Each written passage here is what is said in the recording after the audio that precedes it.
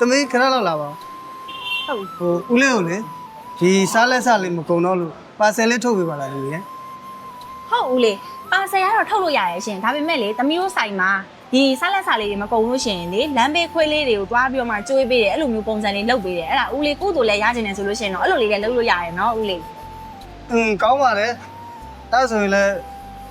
ဦးလေးပါဆယ်မထုတ်တော့ခွေးလေးတွေပဲကျွေးလိုက်နော် ဟုတ်ကဲ့ပါဦးလေးဟုတ်အဲ့သမီးတိတ်သွားလိုက်တော့မယ်နော် တင်းတော့တင်းတော့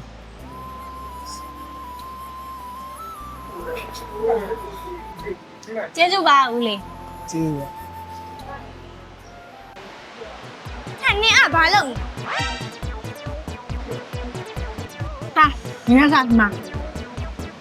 没有没有，会种好难。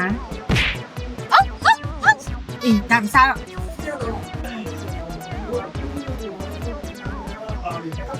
好了。